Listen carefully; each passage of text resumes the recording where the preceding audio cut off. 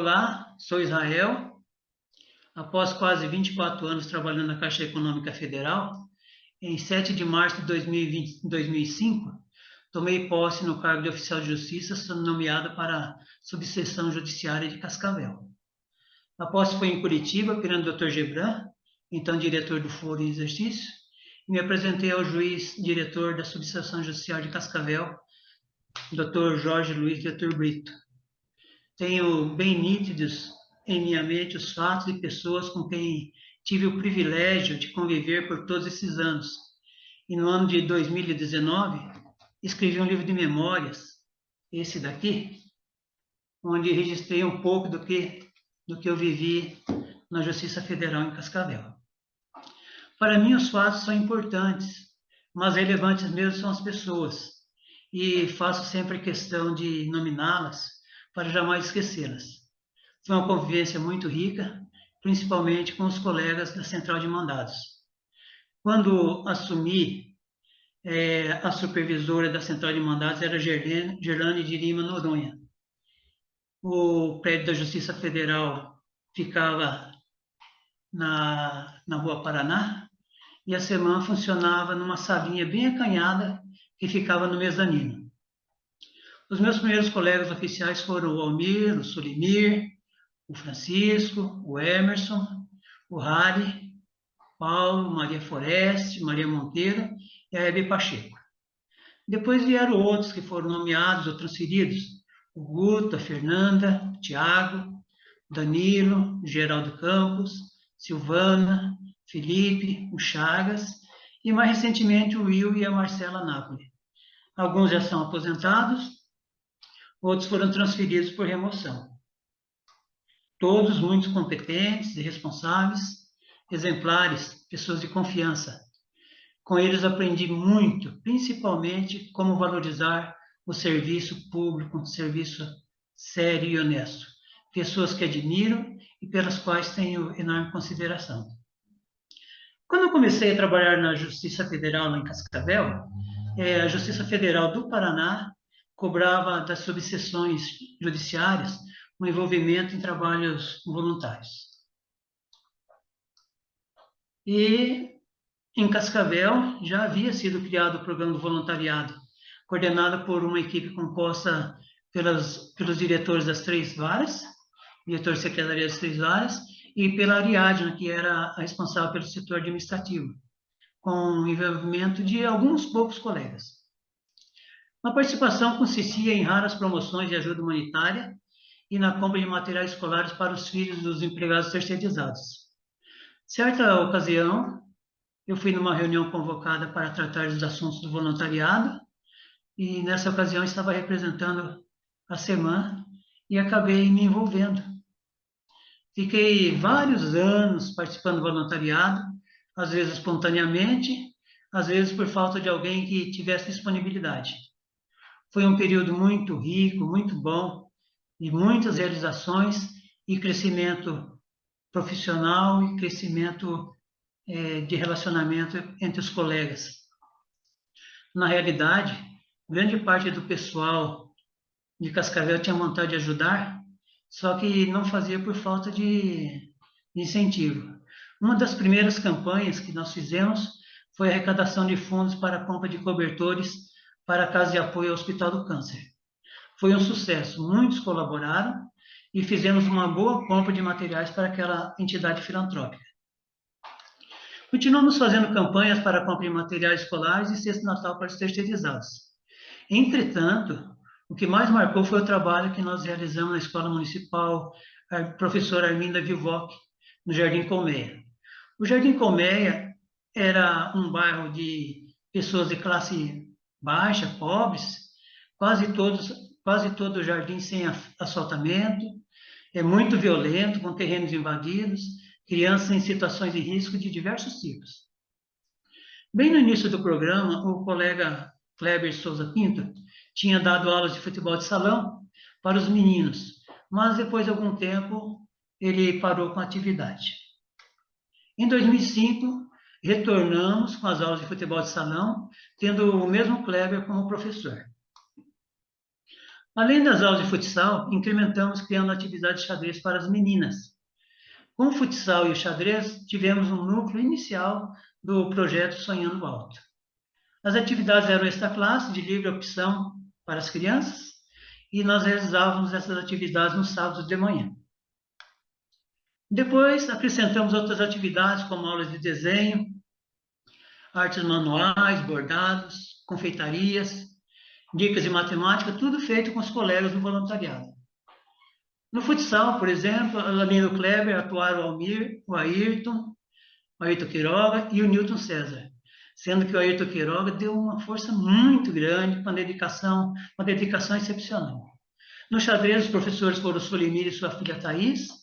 Na música e no origami, o professor foi o Hélio Tida. A Suzeila, que era empregada da Caixa lá no posto da Justiça Federal, ela e sua mãe deram aulas de artes de bijuteria. E a Sueli, mulher do Ayrton, ensinou diversos tipos de artes manuais. A Raquel de Castro deu aula de desenho. A Cirlei, mulher do Danilo, ensinava culinária. E o André Grochowski dava dicas de como aprender tabuada de multiplicação. E foi muito importante para as crianças do Jardim Comé. Os colegas do voluntariado, eles, além de se engajar, eles envolviam seus familiares e também os amigos de suas igrejas e das suas comunidades, para que as atividades tivessem um ritmo melhor. No futebol, nós fazíamos campeonatos internos com premiação de troféus e medalhas. Nas datas especiais, como no Dia das Crianças, nós patrocinávamos doces, sorvetes e brincadeiras, tudo acompanhado de muitas conversas, lições de civismo e de cidadania, tendo como a contrapartida das crianças o devido desempenho escolar. Para custear, criamos a figura do padrinho efetivo, envolvendo quase todos os servidores da justiça. O padrinho afetivo, ele assumiu o compromisso de comprar o material de que a criança precisasse, bem como de presentear a criança no final do ano. O foco era os alunos da quarta série, mas excepcionalmente nós incluíamos algumas crianças extremamente carentes de outras séries. Muitos padrinhos se correspondiam com as crianças através de cartinhas. Nessas cartinhas incentivava a comunicação escrita. E também os padrinhos visitavam as crianças na escola, verificavam suas notas, cobravam desempenho, presenteavam no dia do aniversário, forneciam materiais e roupas para aquela criança mais necessitada, e às vezes eles levavam até para passear, tudo devidamente autorizado pelos pais. Alguns padrinhos ainda socorriam as famílias das crianças, doando esporadicamente cestas básicas de alimentos. No final do ano, nós trazíamos essas crianças para o prédio da Justiça Federal. A prefeitura cedia um ônibus escolar e levava as crianças para conhecer o local de trabalho dos padrinhos. E nessa ocasião a gente fazia a entrega de troféus e medalhas e homenageávamos os melhores desempenhos.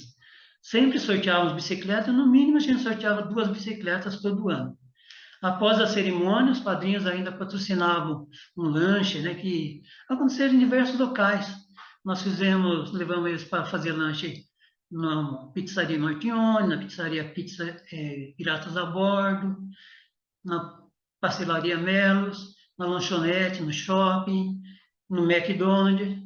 E nesses passeios, às vezes, levávamos as crianças também para alguma atividade cultural no cinema ou no teatro.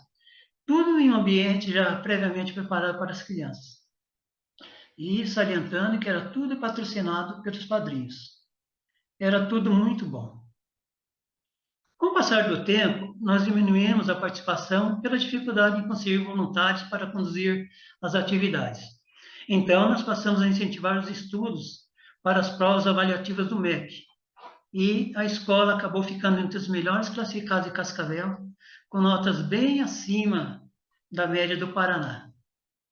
No ano de 2013, a escola ficou com a nota 7 no IDEB, terceiro melhor desempenho em Cascavel. Em 2015, finalmente, com a nota 7,4, ficou em primeiro lugar entre as 58 escolas municipais de Cascavel, sendo uma das melhores do Paraná. O IDEB ele é calculado através de provas realizadas de 2 em 2 anos. Os incentivos nessa outra fase, era um jantar no final do ano em uma pizzaria de livre escolha da turma e sorteio de bicicletas, desde que eles atingissem a meta estabelecida entre os voluntários e a própria escola.